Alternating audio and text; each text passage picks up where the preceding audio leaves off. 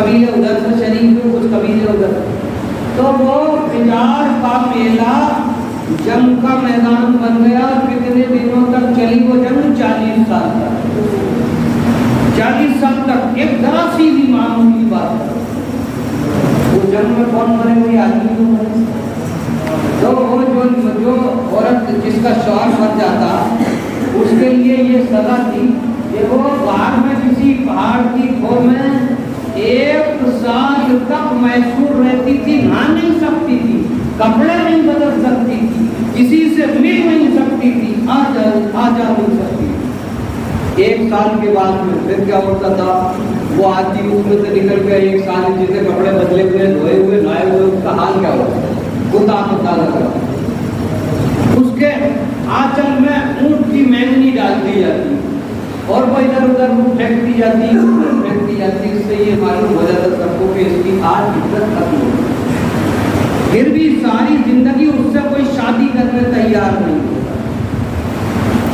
بیوہ یوں ہی ساری زندگی تڑپتی رہتی اور اپنے آپ کو جو ہے پوچھتی رہتی. یہ تو بیوہ اور تو جوان عورتوں کا حال. آپ اگر کسی آدمی کے لڑکی گھر میں پیدا ہو گئی تو اس کے گھر میں سب ماتم بچ جاتی تھی اور وہ اسی دن سے اس طاق میں رہتا کہ میں اسے کسی صورت مار دوں.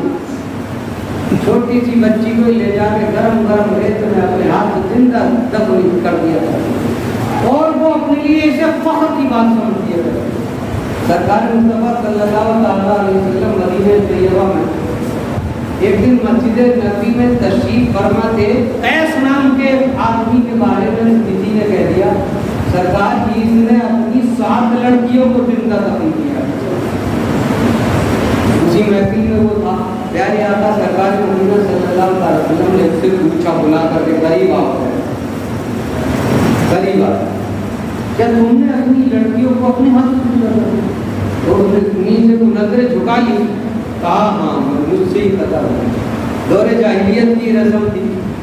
تو آپ نے شاید فرمایا کوئی ہاتھ ہو کسی لڑکی کا. تو اس نے سنایا کہ میری بیوی نے جو 7ویں بیٹی تھی اسے چھپا لیا تھا یہاں تک کہ اس کی عمر 6 سال ہو گئی. 6 سال ہو گئی تو اس نے سمجھا کہ اب یہ میرا شوہر بڑی ہوئی اب نہیں بات.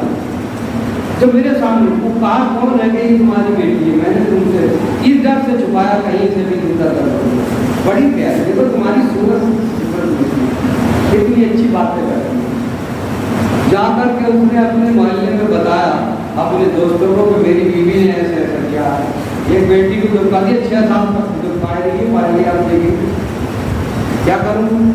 وہ ظلم کے پتلے اکٹھے ہوئے. انہوں نے کہا یہ تو بڑے ثواب کا کام ہوگا اسے دفن کر دو زندہ کر دو بڑا ثواب ہوگا تیرا نام ہوگا.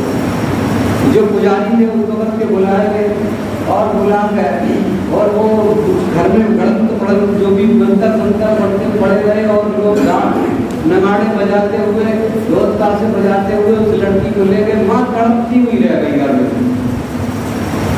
اور اس لڑکی کو ماں چھوٹی تھی بچی کو کیا معلوم باپ اتنا ظالم فسائی ہو جائے گا.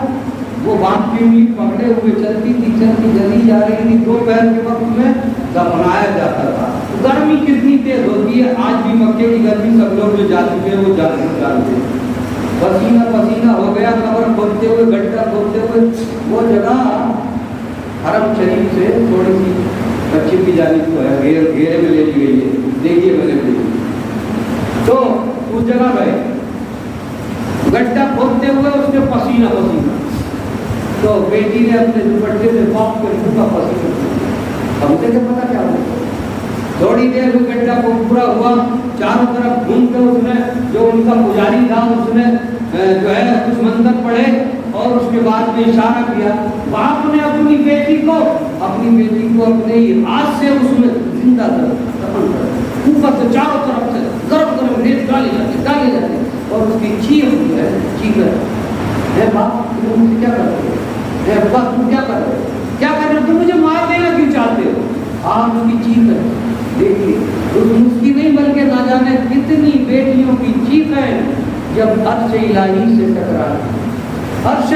سے ٹکرائی اللہ کی رحمت کو جوش آ گیا. اللہ تبارک و تعالیٰ نے اپنے محبوب کو رحمت بنا کر، رحمت للعالمین بنا کر اسی مکے میں مبعوث فرما دیا. اللہ نے چوتھے سپارے میں ارشاد فرمایا لقد من اللہ علی المؤمنین اذ بعث فیہم رسولا. تحقیق لوگوں پر، مومنوں پر اللہ کا بڑا احسان ہوا کہ اس نے اپنے محبوب کو تم میں مبعوث فرمایا، پیدا فرمایا. یعنی اللہ تبارک و تعالیٰ اپنے محبوب پاک کی میلاد پاک پڑھ رہا ہے، میلاد پاک بنا رہا ہے. اس بارے میں احسان، زمین بنائی، آسمان بنایا، چاند سورج بنایا، رزق بنایا، ہر طرح کے پھل بنائے، تمام چیزوں کو بنایا، تمام مخلوق کو بنایا، مگر کسی جگہ اللہ نے احسان نہیں جتایا. احسان نہیں جتایا، مگر جب اپنے محبوب کے پیدا ہونے کی باری آئی تو اللہ ارشاد فرما رہا ہے کہ مومنوں پر اللہ کا بڑا احسان ہے کہ اس نے تم میں اپنا محبوب مبعوث پیدا فرمایا ہے. مسلمانوں، یہ سرکار مصطفیٰ صلی اللہ علیہ وسلم کی تشریف آوری عرب کے لیے ہی نہیں بلکہ